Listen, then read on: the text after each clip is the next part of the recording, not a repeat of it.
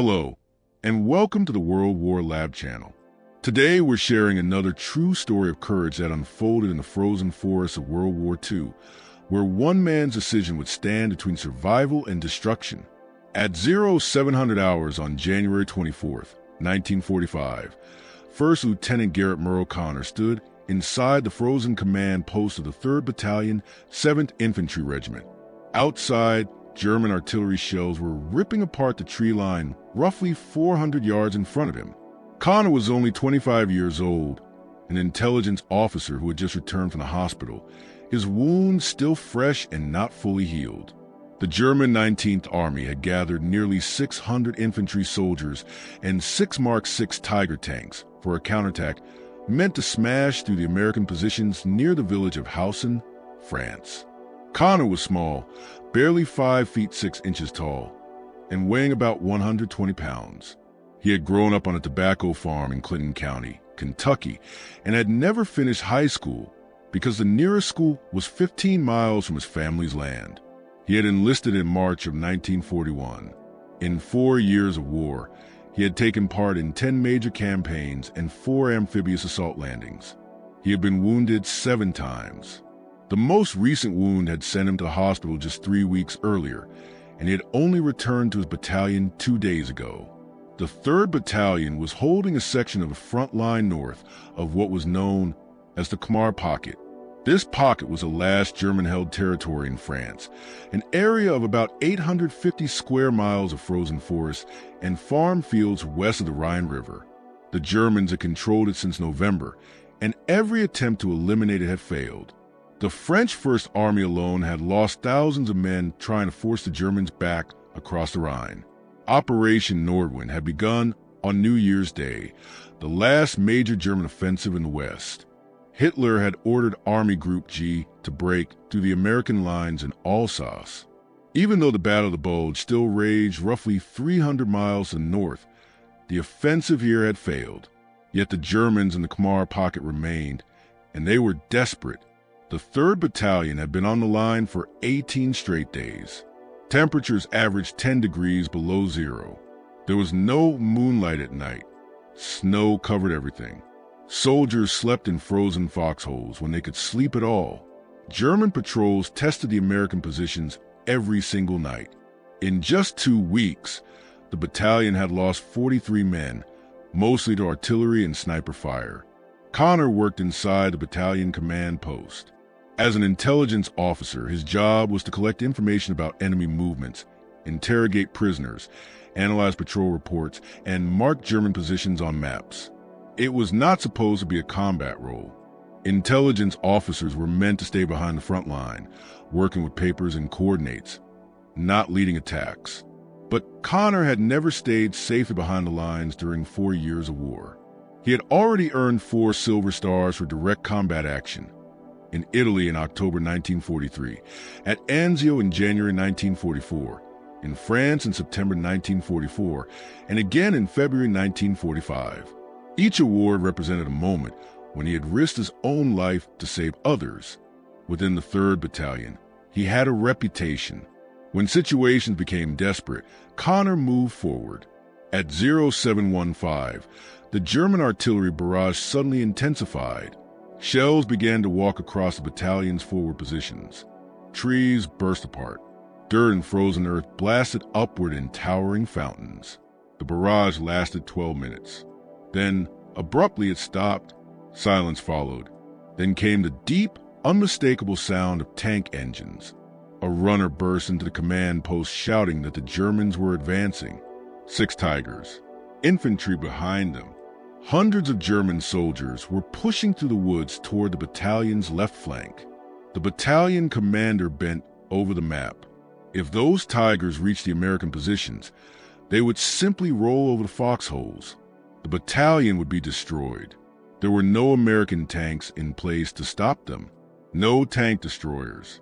The only thing that could stop 6 Tigers was artillery, but artillery required a forward observer, someone who could see the enemy and adjust the fire. The forward observation post had been obliterated by the barrage. The observers were either dead or wounded. From the command post, no one could see the German advance. The thick forest blocked the view entirely. If you want to see how Conner's decision changed everything, please hit that like button. It helps us share more stories about forgotten heroes. And if you haven't already, subscribe. Now back to Conner. He studied the map. The German advance was coming through a section of woods about 400 yards from the command post. To observe the attack, someone would have to run those 400 yards across open ground under German artillery fire, then stay in position ahead of the American line, while 6 Tiger tanks and 600 German infantry advanced straight toward them. Conner picked up a field telephone and a spool holding 400 yards of wire. He looked at the battalion commander. Without another word, he stepped out of the command post and into the snow. The German barrage had paused, but Conner knew it would start again. The Germans always fired preparatory barrages before tank assaults. They would wait until their infantry moved closer, then reopen fire to pin down the defenders while the Tigers advanced. Conner ran. 400 yards of open ground stretched between him and the front line. Snow lay over frozen earth. The telephone wire unraveled behind him as he sprinted. He held the spool in his left hand and the handset in his right. With every step, his boots broke through the crusted snow. At 100 yards, the German guns opened fire again. A shell landed 40 yards to his left. Another exploded 30 yards to his right. The Germans were adjusting their fire. They had observers watching the open ground. They could see a lone American soldier running straight toward their attack. A shell struck a tree about 70 yards ahead of him. The trunk exploded. Splinters, branches, and frozen shards would rain down. Conner kept running. Another shell landed 20 yards behind him.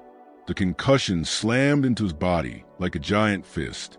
He staggered but stayed upright. The wire continued to unspool. At 250 yards, a shell destroyed a tree directly in his path. The trunk split down the middle, and half of it crashed across the snow. Conner vaulted over it without slowing. Shrapnel had torn through the branches. Pieces of hot metal hissed as they buried themselves in the snow. Another shell detonated 15 yards to his left. Frozen dirt and snow shot into the air. Heavy chunks rained down on him. The blast wave hammered his ears so violently that he could no longer hear his own breathing, only a sharp, high-pitched ringing. At 300 yards, Conner reached the American front line. Soldiers crouched in their foxholes and stared in disbelief. An intelligence officer was running past them toward the German advance with a telephone in his hand. He did not stop to explain. He kept moving forward, straight toward the enemy. About 30 yards beyond the American foxholes, Conner found what he was looking for. A shallow ditch, maybe 18 inches deep. Not deep enough to stop bullets. Not deep enough to protect against artillery, but deep enough to give him a clear line of sight toward the German advance while keeping his outline hidden just below the level of the snow. He dropped into the shallow trench. The telephone wire had survived the run. He turned the crank on the handset. It buzzed. Then a voice answered. It was the Artillery Fire Direction Center, 3 miles behind the front line. 12 American 105mm howitzers were waiting. Enough firepower to shatter a German attack if the shells were placed correctly. Conner gave his position. The fire direction officer confirmed it. At that moment, Conner became the eyes of the 3rd Battalion's artillery. Everything now depended on what he could see and whether he could stay alive long enough to guide the guns. He slowly raised his head above the edge of the ditch. The German infantry were only 200 yards away, advancing to the trees in organized squad formations, rifles ready. They moved in short, controlled rushes. One squad advanced while another covered them. These were professional soldiers, experienced, disciplined, trained to attack defended positions. Behind them came the Tigers. Conner could see 4 of them clearly. Enormous 60-ton monsters, forcing their way through smaller trees as if they were nothing but thin saplings. The tanks stayed inside the tree line, using the forest as concealment, but they were coming. Slow, methodical. In only a few minutes, they would break out into the open. The German infantry still had not seen him. He was alone, 30 yards in front of the American line, lie in a ditch that offered almost no protection, holding only a telephone, while 600 German soldiers marched directly toward him. Conner lifted the handset and spoke calmly. He gave the coordinates. Fire mission. Enemy infantry in the open, 600 meters. Adjusting. The first shells would arrive in 40 seconds. If the Germans spotted him before the shells landed, they would kill him before he could correct the fire.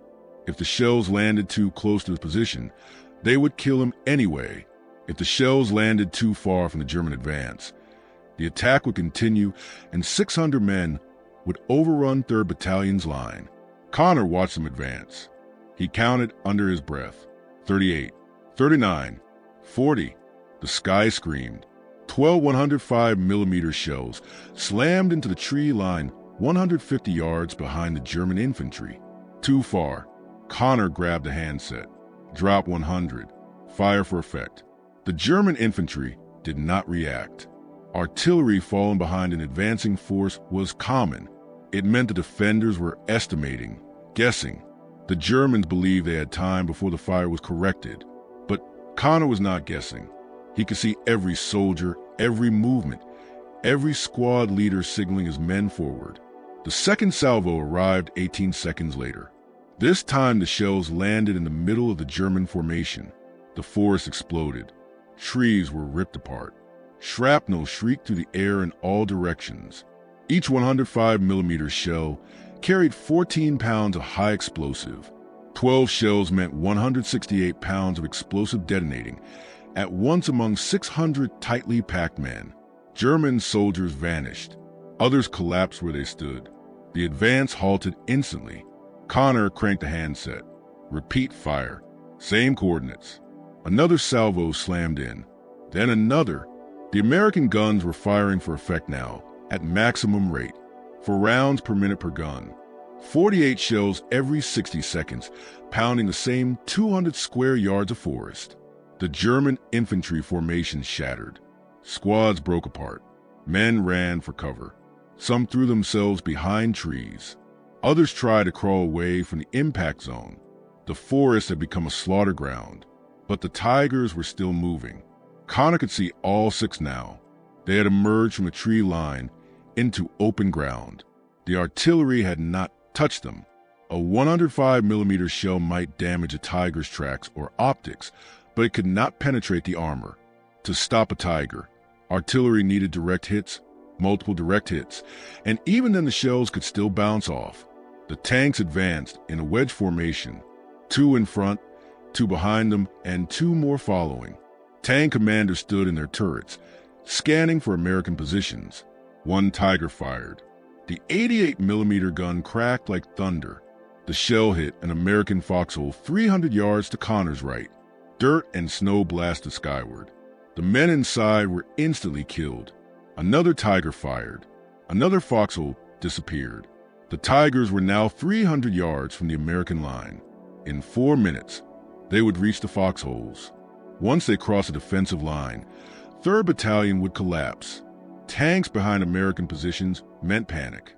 A rout, hundreds of men running. The Germans would pursue and slaughter them. Then they would push deeper into the sector of the 6th Army Group. The entire front could break. Conner shifted his fire mission. Enemy armor advancing. 250 meters. Adjust fire onto the tanks. The problem was accuracy. Artillery was not designed to destroy tanks. It saturated areas. It killed infantry. It leveled buildings. It cut communication lines. But tanks were small, armored, moving targets. The shells began falling around the Tigers. One detonated 10 yards in front of the lead tank. The Tiger drove straight through the blast. Another exploded behind the formation. The tanks kept coming. Their commanders knew American 105s could not stop them. They intended to drive through the fire and into the American line. Conner needed the shells closer. Drop 50. Fire for effect. The next salvo landed among the Tigers. 1 shell struck the lead tank's right track. The track shattered. The Tiger lurched violently to the right and stopped. Immobilized but still deadly, its turret rotated. The 88mm gun was still working.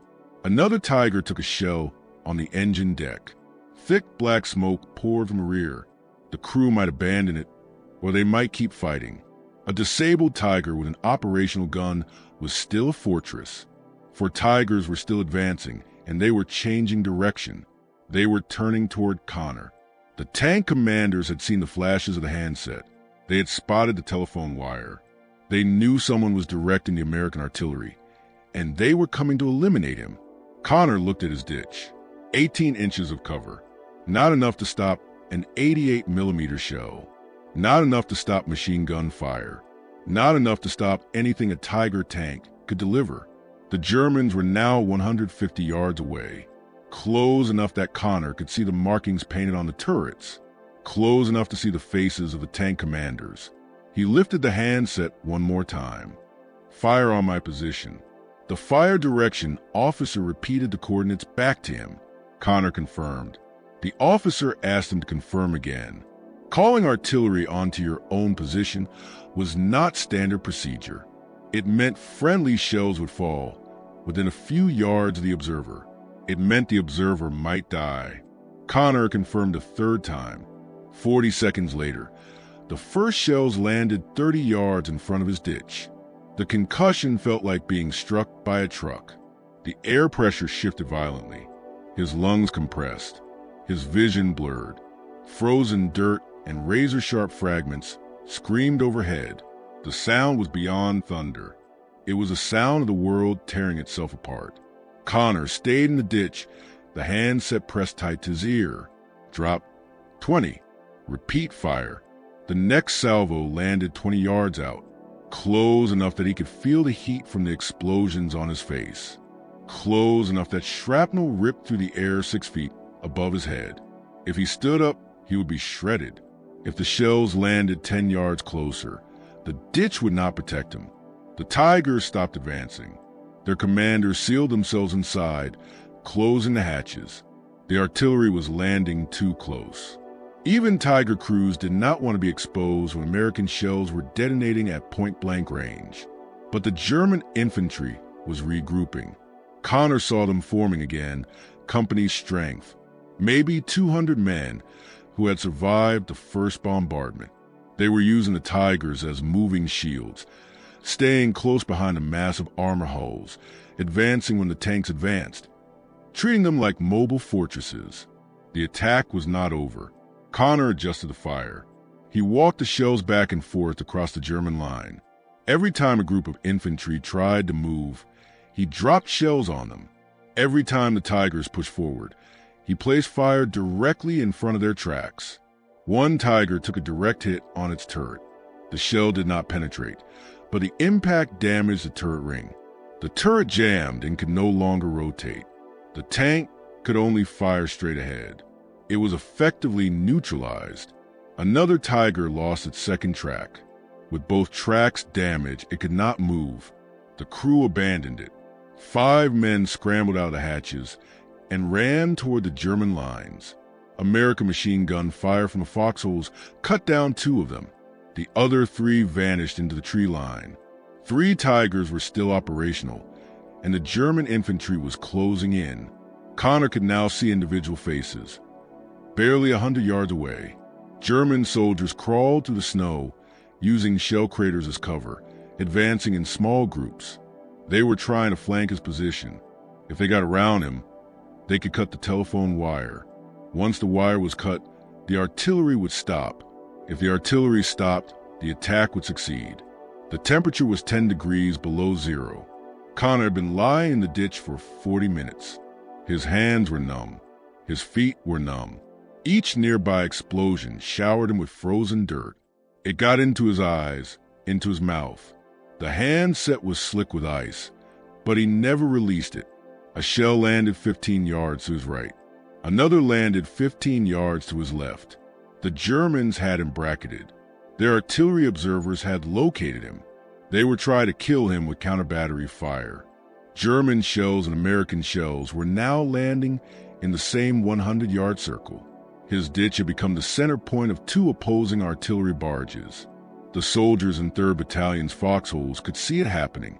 A lone lieutenant lying in a shallow ditch ahead of the American line. German shells trying to tear him apart. American shells landing so close that fragments struck the edge of his cover. And he was not moving. He was not running. He was staying in place, adjusting fire, destroying the enemy. The German infantry advance again, 80 yards now, close enough that Conner could hear officers shouting orders, close enough to hear the bolt actions of Mauser rifles being worked. He dropped the artillery another 10 yards. The shells landed between him and the Germans, only 60 yards from his position. The shock waves slammed into the body. Dirt cascaded into the ditch. Something struck his left shoulder. Shrapnel or stone, he could not tell. His shoulder went numb instantly. He shifted the handset to his right hand. The German advance stopped again, but they did not retreat. They were taking cover and waiting. They knew the American observer had to be close. They knew that if they could find him and kill him, nothing would stop their assault. The 3 remaining Tigers began to move again. They spread out 50 yards between each tank, making themselves harder targets. They were 200 yards from the American foxholes. Conner began calling fire in sequence. Left Tiger, center Tiger, right Tiger. He split the artillery across all 3, trying to damage tracks, optics, anything that would slow them. One shell struck the center Tiger's front glassy plate. The armor held, but the impact rocked the 60-ton machine backward. The driver lost control for a moment. The tank veered left. Its track caught on a frozen stump. The track jammed. 2 Tigers still advancing, and the German infantry was now inside 50 yards. The German officer leading the assault was only 30 yards from Conner's ditch. Conner could see his face. Young, maybe 22 years old, probably a lieutenant. The officer was signaling his men forward with hand gestures. No shouting now. They were too close. Sound would give away their exact position. 20 German soldiers followed him, crawling through the snow with rifles ready. They were spread in a skirmish line, trying to overwhelm Conner's position from multiple directions at once. Conner cranked the handset again. Drop 5. Fire for effect. The shells landed 25 yards in front of him. The German officer vanished in the explosion. So did 4 of his soldiers. The others flattened themselves into the snow, waiting for the barrage to lift. But Conner did not let it lift. He kept the shells coming. Adjusted left. Adjusted right. He built a wall of explosions between himself and the German infantry. The shells were so close now that he could feel the heat on his face. Hot fragments of metal slammed into the edge of the ditch. Some pieces fell inside. One chunk of shrapnel buried itself in the frozen ground 2 inches from his right hand.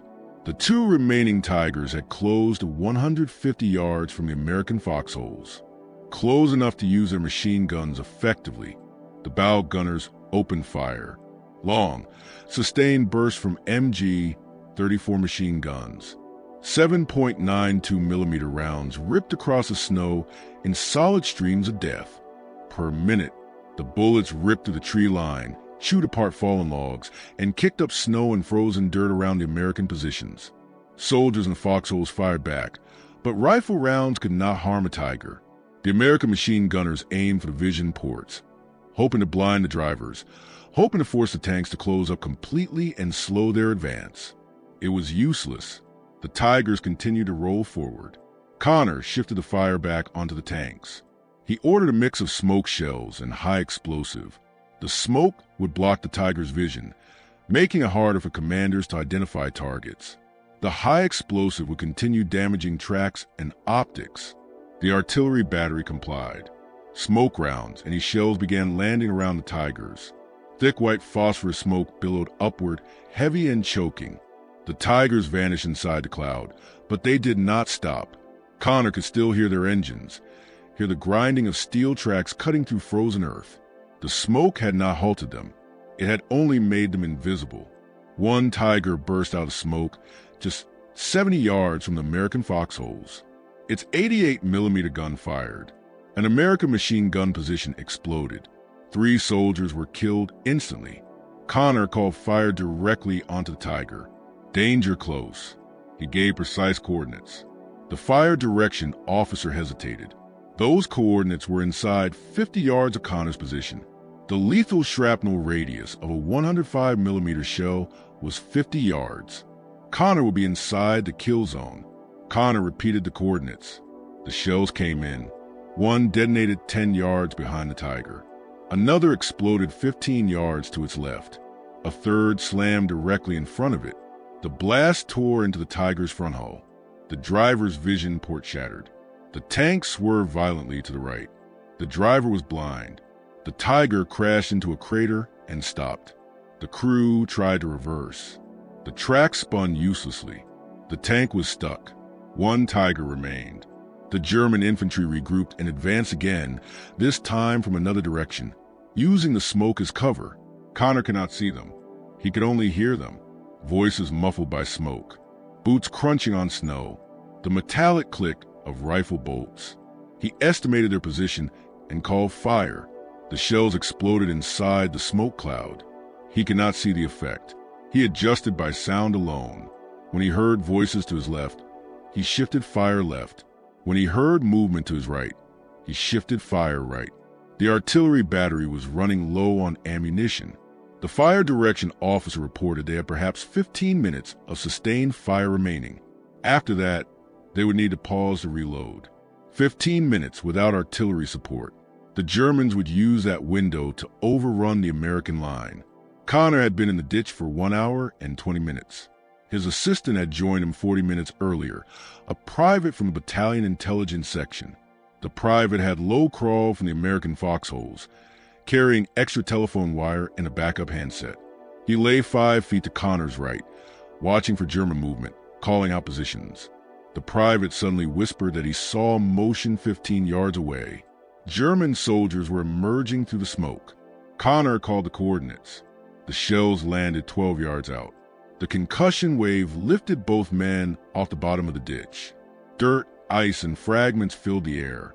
Something struck the private. He screamed. Shrapnel had ripped through his left leg. Blood poured into the snow. Conner dragged him deeper into the ditch. The private was conscious, alive, but badly wounded. He needed a medic. He needed evacuation. The private refused to leave. He stayed in the ditch, continued watching for Germans. His leg was bleeding heavily, but he could still see. He could still call positions. The last Tiger was now 60 yards from the American line. German soldiers were inside 10 yards of Conner's position. Conner dropped the artillery 5 yards in front of his ditch. The shells landed closer than any before. The blast lifted him completely off the ground. His body slammed back into the frozen earth. His ears went dead. Absolute silence. Then the ringing began, high-pitched and constant, drowning out everything else. But the German soldiers who had been 10 yards away were gone. Conner cranked a handset. His hands shook violently. From cold, from shock, from exhaustion, he could not tell. The fire direction officer's voice came through faintly, distant, as if speaking from another world. Conner shifted fire back onto the last Tiger. The tank was 40 yards from the American foxholes. Close enough that its machine guns could suppress every position. Close enough that its main gun could destroy the foxholes one by one at point-blank range. The turret was rotating, searching. The tank commander had opened his hatch again and was standing in the turret, scanning the American line, selecting which position to destroy first. Conner gave the coordinates. High explosive, maximum concentration. Every gun the battery could bring to bear on one target. 12 shells arrived at the same instant. The Tiger vanished inside a storm of fire and dirt. When the smoke cleared, the tank was still there. The armor had held, but it was not moving. The driver's vision blocks were shattered. The tank commander had dropped inside and slammed the hatch. The Tiger was blind and immobile. The crew abandoned it. 5 men climbed out and ran toward the tree line. American rifles opened fire from the foxholes. 3 of the German tankers fell. 2 reached cover. All 6 Tigers were now destroyed or abandoned. The German armored assault had failed. But the infantry fight was not over. Companies of German soldiers were scattered across 300 yards of forest and open ground. They had suffered terrible losses, at least 150 dead, perhaps 200, but 400 remained, and they were veterans. They knew how to fight without tanks. They knew how to use terrain, how to find cover, how to advance under artillery fire. Conner shifted the barrage back onto the infantry. He walked shells across the tree line where the Germans had taken shelter, then across shell craters where small groups were hiding, then across the open approaches where reinforcements might try to move forward.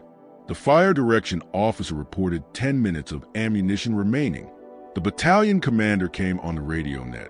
He ordered Conner to withdraw, to fall back to the American line. The artillery would lay down covering fire. Conner could make it back to the foxholes. But Conner stayed in the ditch. From where he was, he could see the entire German formation. He could see every attempt to rally, every movement, every effort to reorganize for another assault. If he pulled back, the Americans would lose their forward observer. The artillery would be blind, and the Germans would exploit that. They would gather for one last push, and without accurate artillery fire, that push might succeed. The wounded private was still beside him, still conscious. The bleeding in his leg had slowed. The extreme cold had frozen the wound. He kept his rifle ready, watching the approaches.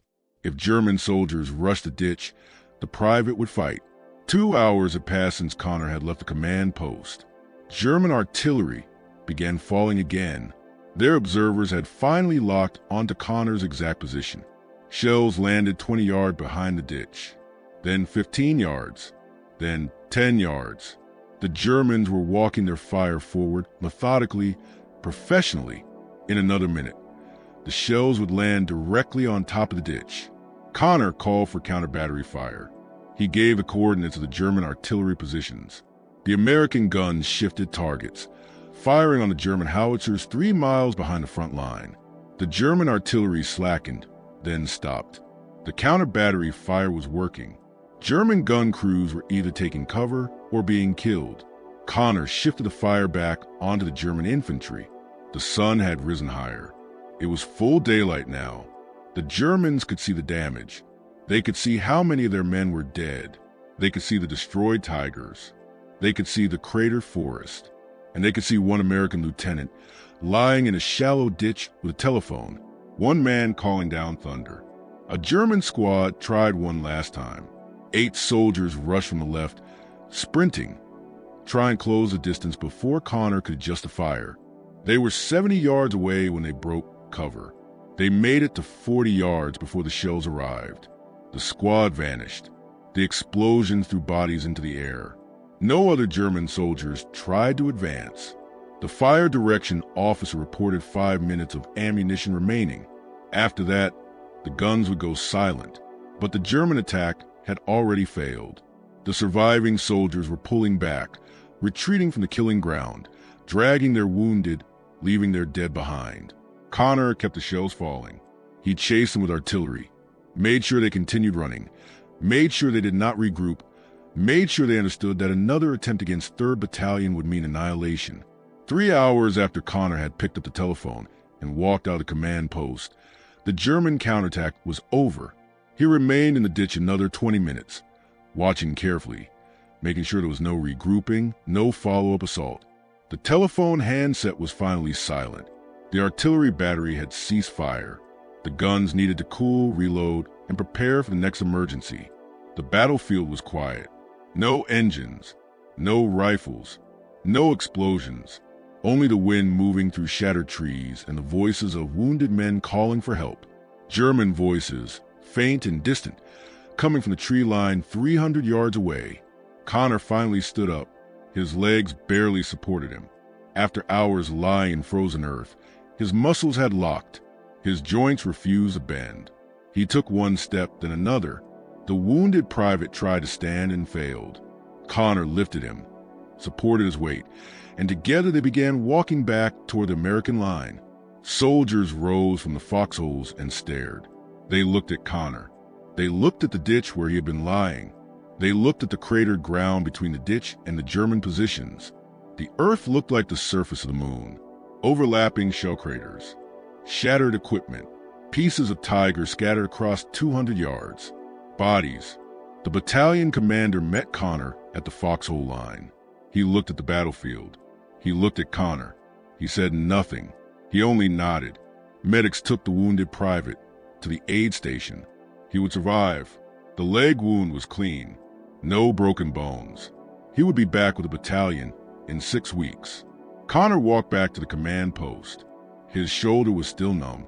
Something had hit him, but he could not remember when. Maybe during the 3rd hour, maybe the 4th. A medic examined it. A small piece of shrapnel was embedded just beneath the skin. The medic removed it, bandaged the wound, and told Conner he was lucky. The intelligence section went forward after the German retreat. They counted bodies. They counted destroyed equipment.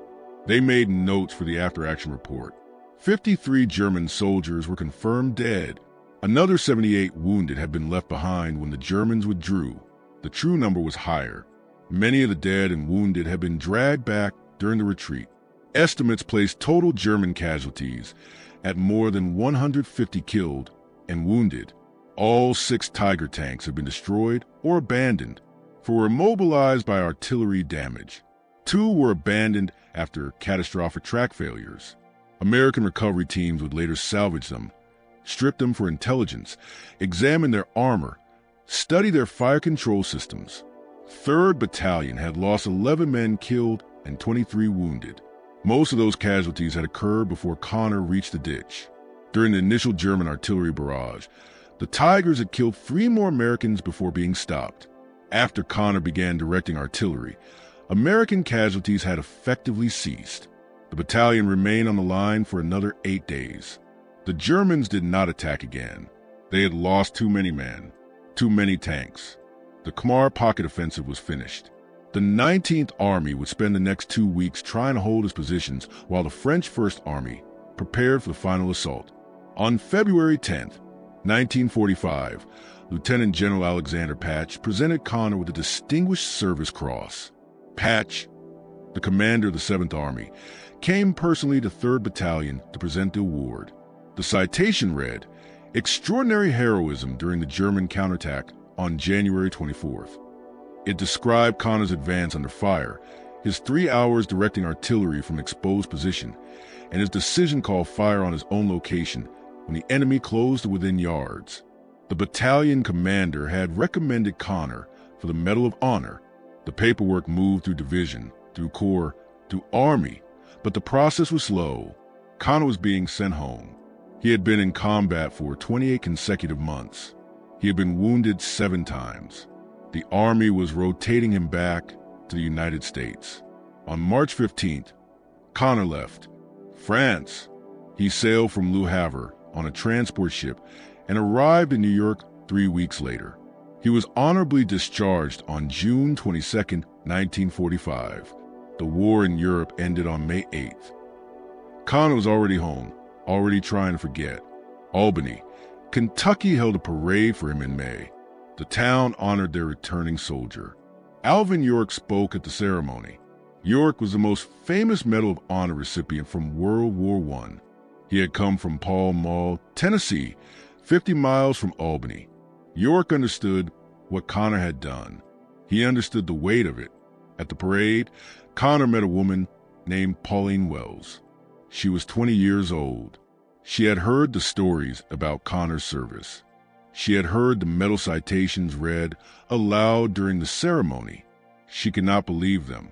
She could not believe that the quiet, 5'6" farmer standing in front of her had done what the officers described. Conner never talked about the war. When people asked, he said he had left those memories across the Atlantic Ocean. He would not bring them home. He married Pauline on July 9, 1945. They lived on Indian Creek, several miles north of Albany, on a farm with no electricity and no running water. They worked the land with mules and horses. Tobacco, corn, the same crops Conner's family had grown for generations. In 1950, the government bought their property. Lake Cumberland was being created, and the reservoir would flood their farm. They moved to the Roland community in southeastern Clinton County and started again. New land, new crops, the same life. Conner became president of the Clinton County Farm Bureau and held the position for 17 years. He helped other farmers, advised them on crop rotation, soil conservation, and how to deal with agricultural bureaucracy. He was active in veterans organizations, including Paralyzed Veterans of America and Disabled American Veterans. He traveled to nearby counties helping veterans file benefit claims. He never spoke about January 24th, 1945. Pauline asked him once, early in their marriage, what had happened in France. What had he done to earn all those medals? Conner looked at her and said he had done what needed to be done. That was all. He would not explain further. The medals stayed in a cardboard box inside a duffel bag in the back of the living room closet. Pauline knew they were there. She had seen them once. The Distinguished Service Cross, 4 silver stars, a bronze star, Purple Hearts, the French Croix de Guerre. But Conner never displayed them, never mentioned them, never wore them. 53 years passed. In 1996, a veteran named Richard Chilton wrote to the Conner home. Chilton was researching his uncle, Private Gordon Roberts, who had been killed at Anzio in January 1944. Chilton had learned that Roberts had served with Conner. He wanted to know if Conner remembered anything about his uncle's final days. Conner invited Chilton to visit. They sat in the living room. Conner was 77 years old, diabetic, and kidney failure. He likely had only 2 years left. Conner told Chilton about Anzio, about Roberts. He said he had carried Roberts to a medical aid station after he was hit and had stayed with him until he died. As Conner spoke, he began to cry. 52 years later, the memory still broke him. Pauline suggested Chilton look through Conner's military records. Maybe there was information about Roberts. She brought out the duffel bag, the cardboard box. Chilton opened it. He saw the medals. He read the citations. His hands began to shake. He looked at Conner, then at Pauline. Then he said one sentence. This man should have been awarded the Medal of Honor. Chilton began the process. He filed paperwork with the Army Board for Correction of Military Records. He gathered eyewitness statements from men who had served with Conner. He built a case to upgrade the Distinguished Service Cross. The board rejected the application in 1997. They rejected an appeal in 2000. Conner died on November 5, 1998. He was 79 years old. He was buried in Memorial Hill Cemetery in Albany. The Distinguished Service Cross went with him. But Pauline did not stop. She gathered more eyewitness accounts. She found 3 soldiers who had been in the foxholes on January 24th, who had watched Conner in that ditch for 3 hours, who had seen what he did. She resubmitted the case in 2008. Nothing happened. Historians supported the upgrade. Authors supported it. Lawmakers supported it. Stephen Ambrose wrote about Conner in 2000 and called his actions far above the call of duty. The Rhode Island Senate passed a resolution in 2005 calling for the Medal of Honor. 7 retired generals endorsed the application. Still nothing. In 2014, Pauline sued the Army in federal court. A judge ruled she had waited too long. She appealed to the 6th Circuit Court. The case went to mediation. During the proceedings, the government attorney broke down crying. Her father had served in 3rd Battalion. He had been wounded on January 25th, one day after Conner's actions. She said Conner might have saved her father's life. The Army Board finally recommended the upgrade in 2015.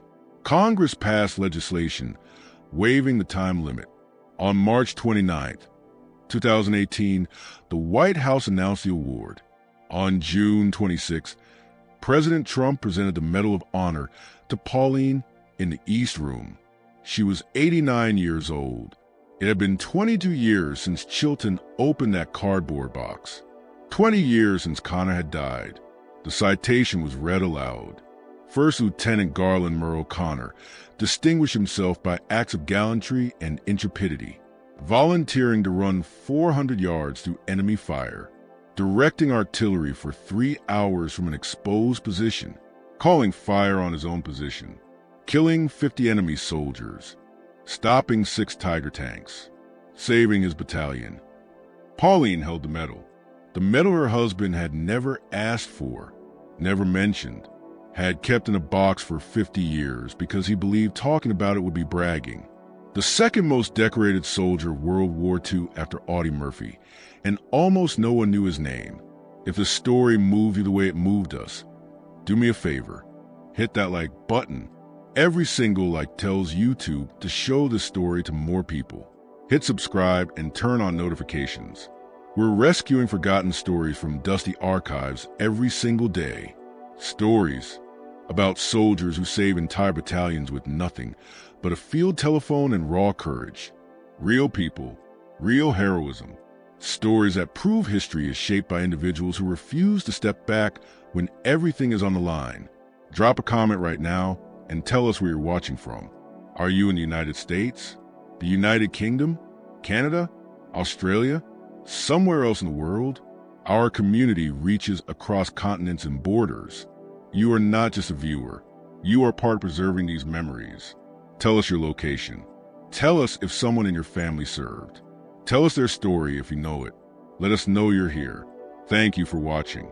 And thank you for making sure that the name Garlin Murl Conner does not fade into silence.